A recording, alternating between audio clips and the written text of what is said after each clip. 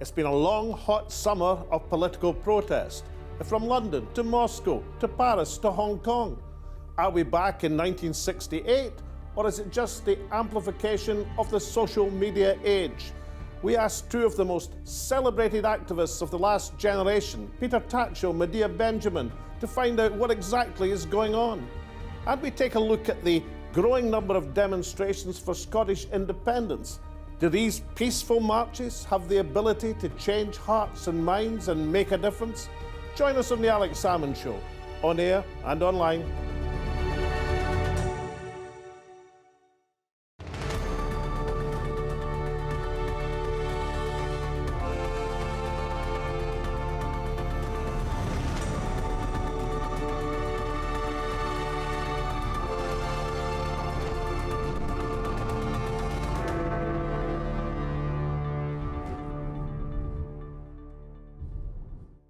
Welcome to the Alex Salmond Show, where we continue our series on the politics of protest. In previous programmes, we've looked at the evolution of protest in the UK over the last century, from working class Glasgow taking to the streets in 1919, to the Rock Against Racism movement taking to the stage in the 1970s, to middle class London defending their green spaces against environmental destruction of HS2.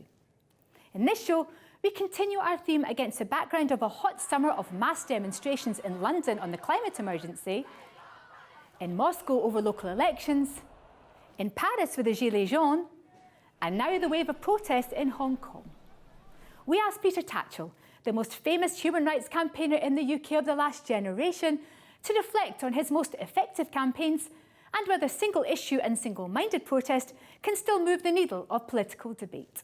For me, protest is the lifeblood of democracy. All the rights and freedoms we have are the result of protest. That's how it began. Protest and then eventually parliamentary change.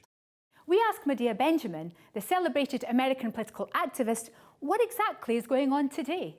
Are we seeing an international wave of discontent with established political structures akin to the 1960s? Or is this impression just a feature of the modern social media world, where a banner held aloft in Hong Kong goes viral before you can say presidential tweet? I think social media can be a key to mobilizing like we see in Hong Kong, but I also think that before social media, we had enormous protests. We had mass protests around civil rights issues in the United States when there was no Facebook, no Twitter, no Instagram. But first, let us take a look at your reaction to our series on Malta. Programmes which collectively registered over 800,000 viewers on Alex's Facebook page alone. That is more than the entire population of Europe's smallest member state. Clearly, the tiger economy of this tiny island is attracting a great deal of interest internationally. First, we hear from Jill, who says, "Found our French holiday apartment, unpacked, turned on the TV happy to find the Alex Salmond Show, but felt sad for us that little Malta has what we could have had. Very interesting. Kept hearing our voices heard. Good on them, and hope we join them soon." Fiona says, "Great show, one to watch. Explores the good and the not so good about Malta, but at least they're independent to decide that for themselves." Kath says, "Malta has no natural resources, and yet they class people as their most valuable resource. Great wee series." Kotzur Brewster says, "Alex, I love your Malta series. No pretentiousness, no dazzling pomp nor high horse narrative. Your document is a lovely string of honest and mutually respectful encounters." Thank you so much. Linda says, "Christopher and I went there in 1965 with the Royal Leicester Regiment. Loved it. Have been back many times." Finally, Rory says, "I wonder if the show touched on the issues surrounding Malta's bunker trading. It has already cost one journalist her life. Just to clarify, Malta is a beautiful country and a great place to visit." Well, Rory, you can watch all of the series and see just how much of these topics we covered. Series, of course, being available on RT.com, on Alex's Facebook and on YouTube. Now to the politics of protest in modern Scotland. The last 4 years has seen a growing wave of demonstrations in favour of Scottish independence. From modest beginnings after the referendum campaign of 2014, these marches have been gaining ground and momentum. Largely ignored at first by the mainstream media and regarded with some suspicion by at least some in the SNP hierarchy, the grassroots campaigners have been turning in growing and impressive crowds as they march across the country. We asked some of the campaigners for Scottish independence whether their completely peaceful marches around Scotland are really making a political difference.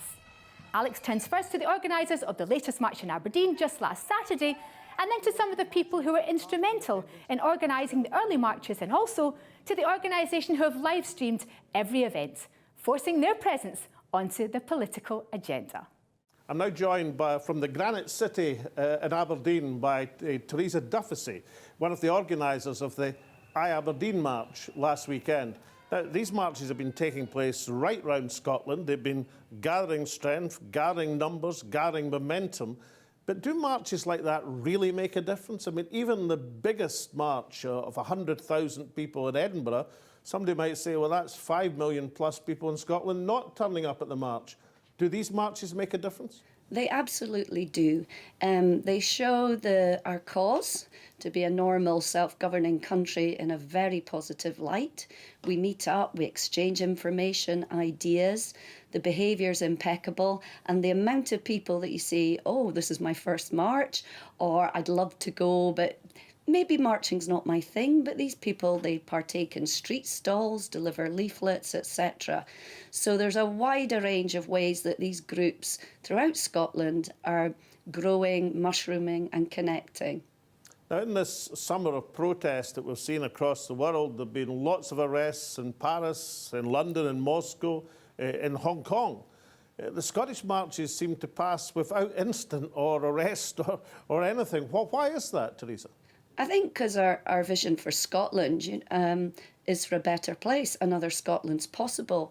We want to see better outcomes for all the people that live here. Doesn't matter if you've been in Scotland 5 minutes or 50 years, you're Scottish. So with that positive light behind it, and to be fair as well, Police Scotland have just been so supportive and excellent. Every single march you go on, they've just been sterling. So we march with hope in our hearts and a smile on our faces, and we're pretty convinced we're going to get there. The latest poll, as you'll know, is 53%, and I believe rising. So we know we're getting there as well. Now, these marches attract counter-demonstrations of people who are for the union. Is there any tension between the two groups as the march proceeds? Well, not really. All the marchers know that small band are not representative now of the minority who want to stay in the UK. Nah, we just smile and whistle and carry on by. And what would be your outstanding memory from Aberdeen's march last Saturday? Just arriving in the Castle Gate and looking back down Union Street and seeing that sea of blue stretch all the way back. And so these would be the wave of blue saltires, the national flag of Scotland, Theresa? Absolutely. And actually the saltire is the oldest national flag in the world. I mean, the saltire has now come to signify to us not just Scotland, it signifies hope, it signifies a better country for us to live in, it signifies an end to nuclear weapons and a fairer, greener country, which is our aspiration, and I think the aspirations of the whole movement. Well, Theresa, with that little bit of history, thank you very much for joining us from the Granite City of Aberdeen.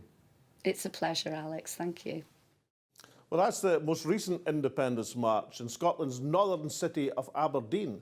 But to talk about the early days of these marches, I caught up in Edinburgh with Manny Singh and Wendy MacDonald, who are speaking in a personal capacity.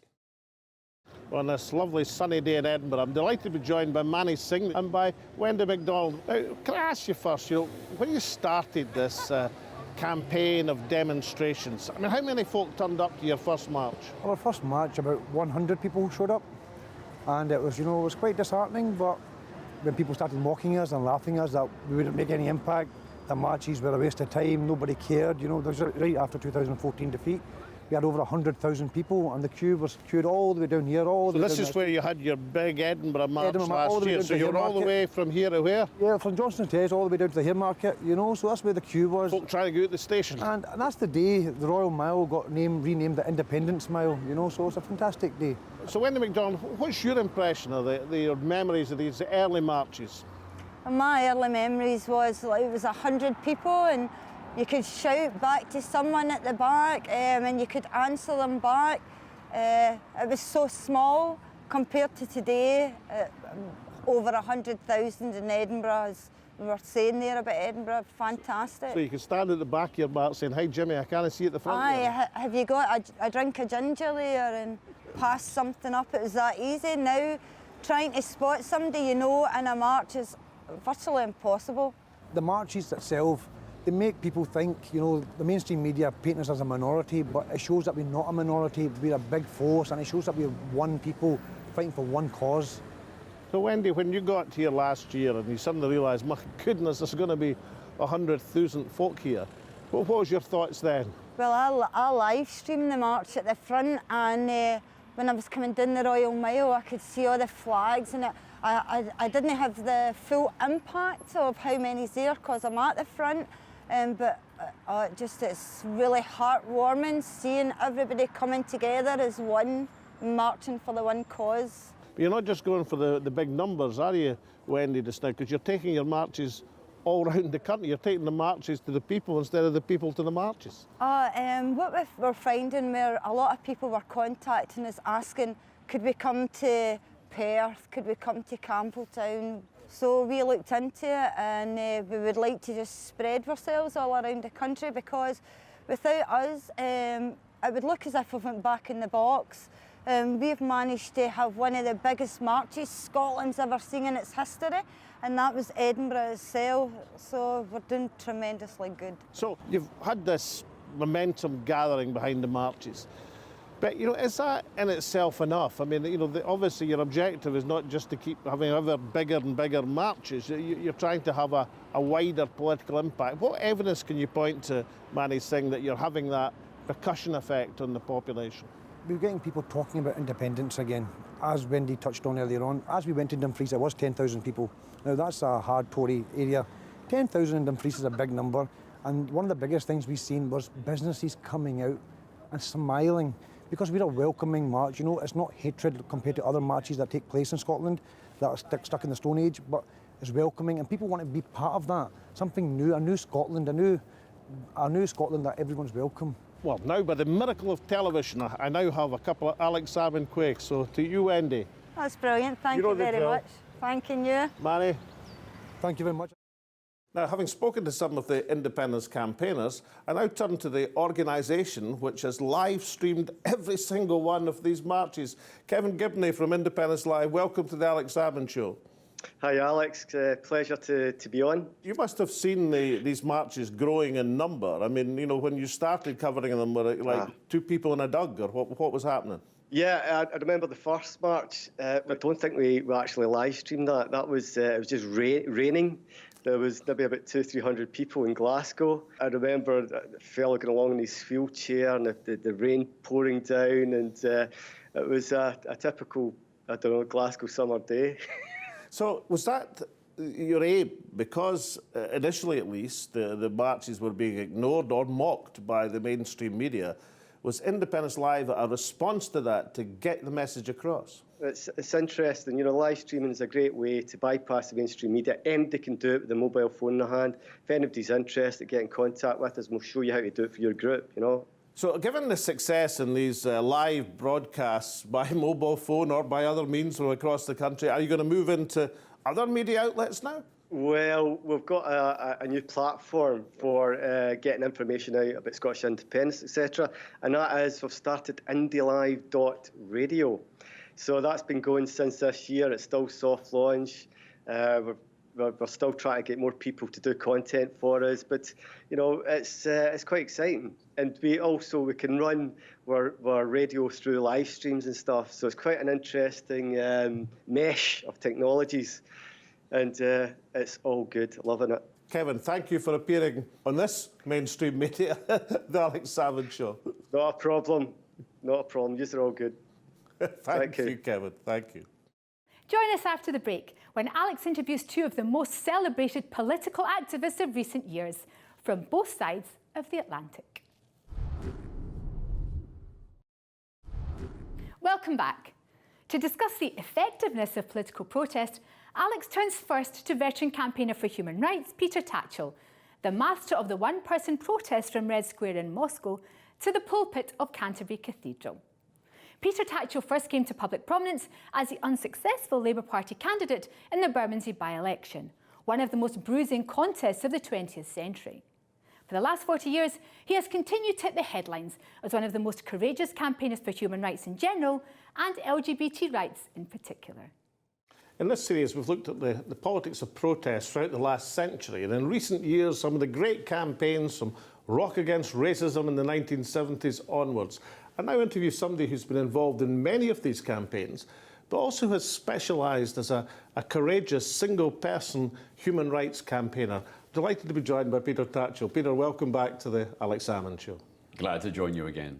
Now, Peter, you, as a human rights activist, have been over the last 40 years or so, you've been involved in many of the great protests, but you've also had a bit of a specialty in either single-person campaigns or you and a group of people making a point. Is that because that you believe there are subjects that require that sort of attention? Tell us some of the highlights of these sort of campaigns. Well, a lot of these single or small person protests were very secretive, had to be kept very secretive because they involved an element of surprise, such as ambushing President Robert Mugabe of Zimbabwe in London in 1999, such as going into the pulpit of the Archbishop of Canterbury, Dr. George Carey, the year before in 1998. Well, let's take these two in turn. I mean, this is when Robert Mugabe was still persona grata with the UK Foreign Office and everybody else, still in the pomp of his power. But you ambushed him at his hotel in London, a bit to your personal cost, if I remember correctly. What exactly happened there? Well, together with 3 other members of the LGBT group Outrage, we sought to make a citizen's arrest of President Mugabe on charges of torture. This wasn't an LGBT plus issue, it was about torture. And so when he drove out of his hotel, St James's Court Hotel near Victoria, we ran in front of his limousine, forcing it to halt. I opened the rear car door, amazingly it was unlocked, and put him under arrest under charges of torture under British and international law. President Robert Mugabe, I hereby arrest you as a citizen under international law because of your abuse of human rights in Zimbabwe. Exactly. And you should have seen the look on his face. But did he say anything? I mean, he is very dark-skinned, but a visible ashen pallor came across his face. His jaw dropped, his eyes popped. He held up his hands in front of him like a frightened 10-year-old kid. I think he probably thought he was going to be killed, to which I thought in my own mind, now you know what your victims feel like, and we aren't going to kill you, we're going to take you to a court of law, we'll have a chance to defend yourself. So what happened then? Did his henchmen pounce upon you? I mean, did you get dragged away, or did you manage to get the handcuffs on the president? Well, we of course summoned the police, which is the requirement under the power of citizen's arrest. The police were not interested in the legal dossier we had for his arrest. Instead, we were arrested, and President Mugabe was given a police escort to go Christmas shopping in Harrods. Now, one of your other démarches, as you mentioned, was you occupied the pulpit of the Archbishop of Canterbury just as he was about to deliver his Easter homily in church. How did that go? Well, we had tried to have a dialogue with the Archbishop, George Carey, for 8 years. He refused to meet us or anybody from the LGBT plus community. So that's why, in desperation, as a last resort, we went into his cathedral.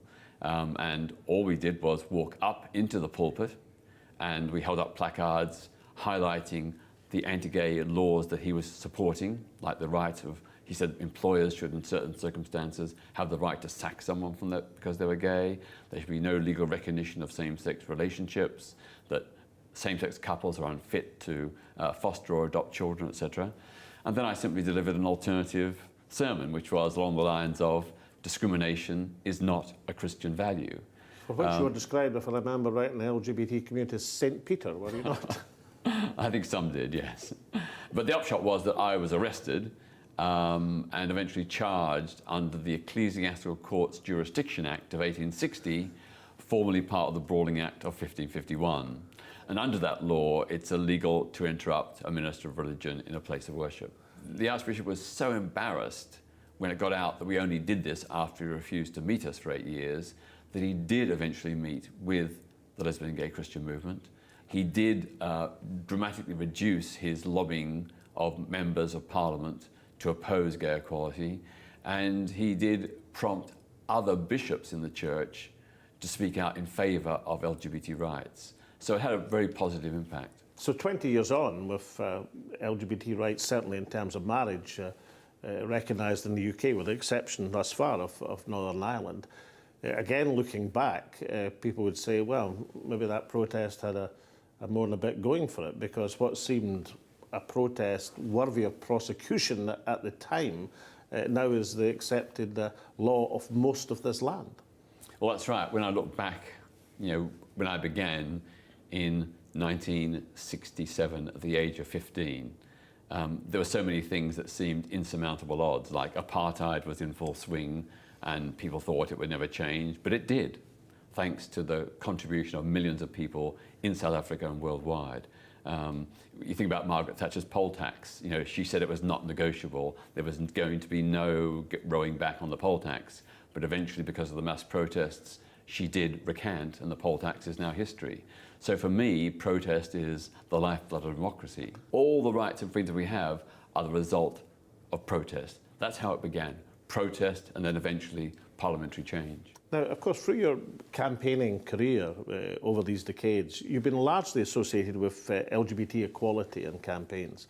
But that's not been your only campaigns. Indeed, your early campaigns as a boy in Australia, I think one of them was for Aboriginal land rights. That's right, and against the death penalty, against Australia's involvement in the Vietnam War, against apartheid.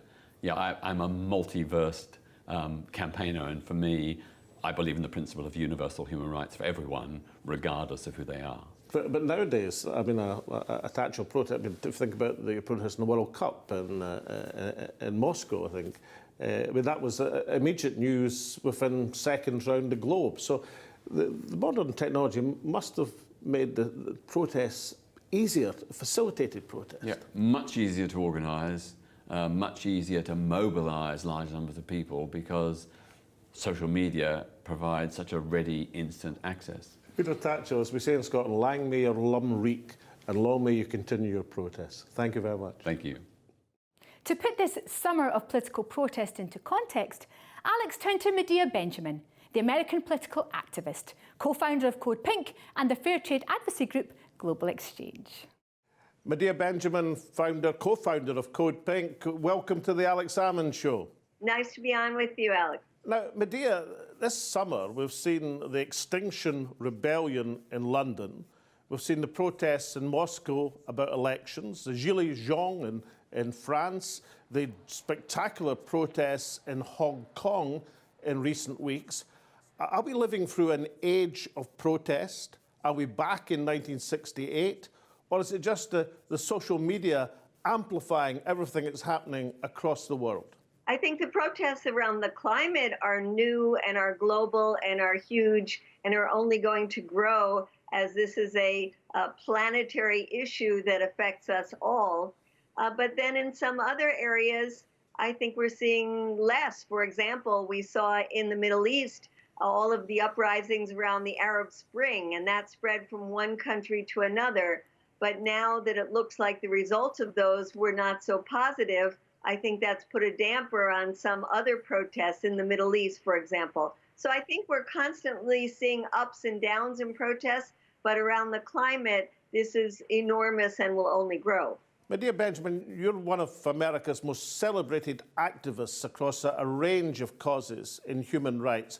How has your own campaigning been affected by the social media age? Do you do things differently now as a result of social media? Actually, the issues that I am most involved in, which is trying to stop wars, have been harder to organize, not particularly because of the social media age, but just because the wars have become so fuzzy. They've gone on for the last 20 years. It's harder to get people out on the streets. So that's an example about how the issues are still extremely important, but social media isn't enough to galvanize people if it's not something that is really hitting them home, really affecting them immediately. So I think social media can be a key to mobilizing like we see in Hong Kong. But I also think that before social media, we had enormous protests. We had mass protests around civil rights issues in the United States when there was no Facebook, no Twitter, no Instagram. Looking at that age of campaigning, as the most famous, perhaps, campaigner of the recent generation, do you think American society has made progress across that range of issues? Or in a Trumpian age, is this a sign of reversion in the United States?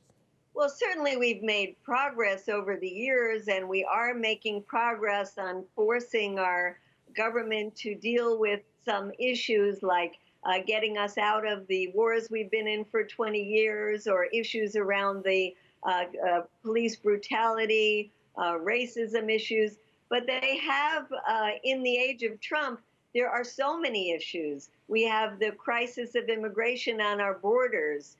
We have the issues of increasing white supremacy. We have the issues of our protests, but then we have the other side protesting as well, the people who want to take away women's rights to abortion, the people that want to show their ability to use hate speech openly in our streets. So there are protests on both sides, but I do think that we are constantly making progress. It's just that new issues keep hitting us. During the age of Trump, we feel like we have whiplash because we're always going from one crisis to another. Now, recently you visited my home country of Scotland to campaign against the Trident nuclear system. How did you find protesting in Scotland? Well, I think it's a time where there's not as strong a protest against nuclear issues, but there certainly was a lot of excitement about independence in Scotland and how independence would mean the end to having nuclear submarines based in Scotland. So I found a lot of excitement around that. And what message would you have for the more comfortable establishments in your country and in others about the intention of Medea Benjamin to continue her campaigning? I think that the issues that we're facing, whether it's war, climate destruction, continued racism, fights for democracy around the world, they're not going to go away. Those are issues that we, myself included, care deeply about. These are lifelong struggles, and people should get involved and get active, because the more of us that get active, the sooner that we're going to see results on these issues, and the better our world will be for it. Medea Benjamin, thank you so much, and keep on campaigning. Thank you. Nice to be on your show. In our series on political protest, we've roamed far and wide in looking at the history of activism, stretching from working-class Glasgow of 100 years ago to middle-class London of the present day. In the modern world, the impact of protest has been amplified by an extraordinary amount in the age of social media. This allows demonstrations to not just be substantially better attended, but also to have much wider coverage without a reliance on the established media, who often look askance at demonstrations, especially those in their own countries. However, the successful demonstration requires more than just imaginative and impactful social media coverage.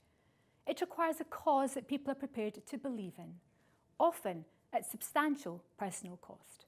That much, at least, has not changed in the last century. Join us next week when we turn from the international politics of protest to the parliamentary politics of a no-deal Brexit in the UK. With Parliament back from recess in 2 weeks' time, will the MPs change from lounging on the beaches to fighting on the benches? We'll be joined by two key commentators who predict the fireworks to come. Until then, from Alex and I all at the show, it's goodbye for now, and we hope to see you next